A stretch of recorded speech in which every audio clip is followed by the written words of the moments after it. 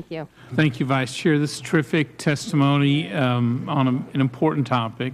It's frustrating to think that there could be 600,000 jobs going unfilled these days, and that is a topic as well. How do we take that mismatch and make it work together? It was really interesting to hear about the importance of sponsorships and advocacy in attracting skilled women into manufacturing. And Ms. Jolly, to your point, energy is manufacturing. You're just manufacturing oil and natural gas.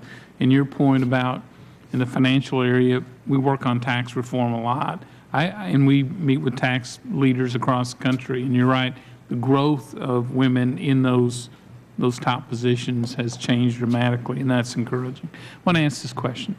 In manufacturing total, energy including, our workforce is starting to age out. There's a real concern going forward, and you all sort of reference this, but how do firms go about obtaining younger skilled workforce? Is this an opportunity for us to attract more women into manufacturing? Chairman Brady, that's a great question. In our perspective, the example Darlene Miller gave on the use of our nation's community colleges and industry-based credentials as a clear career pathway for one individual's need to be successful.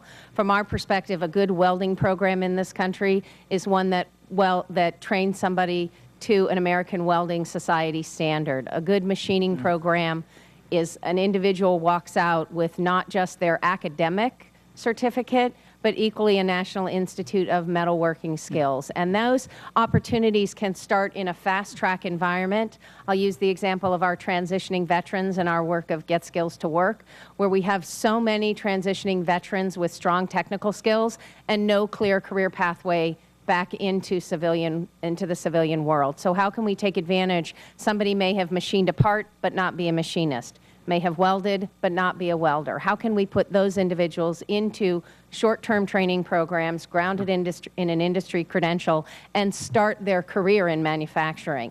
That equally then speaks to the other pillar of not just sponsorship but development, and how individuals then need clear career pathways so that they always know they can go back to a community college, get additional training, and advance further in their company. So we do think that the nation's community and technical colleges are a really important resource for our nation's employers and the middle skills jobs that you see represented here, because that really is what builds this nation's middle class. Got it. Ms. Miller, you probably agree because you talked about the importance of the community college tie-in.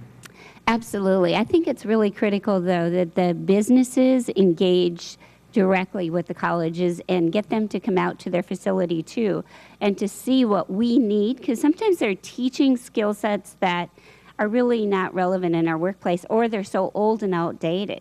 Our equipment is very high-tech. It's $400,000, $500,000 for a machine.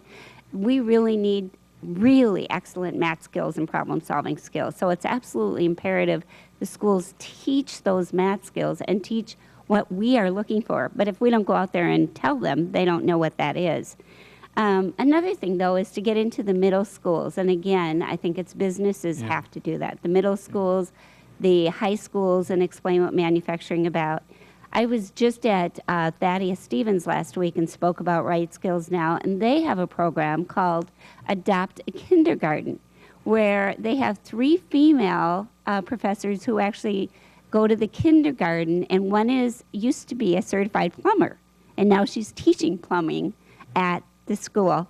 And they're all in the non-typical female roles, and they mentor these girls through 12th grade.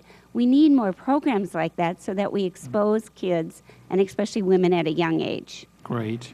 Ms. Challey? Noble engages in junior achievement in a couple area Houston schools. And so again, we have sort of the repetitive presence of the same individuals, throughout the years. We're embarking, I think, on our 5th year with one particular school.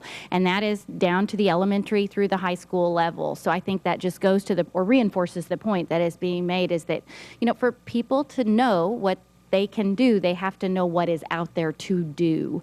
And I think that Noble takes it very seriously, and we try and engage our employees in what is a volunteer activity, but because we can see that it adds down the road to valuable employees that can only help our own business succeed. Great. Well, thank you all very much. Appreciate it. Representative Maloney?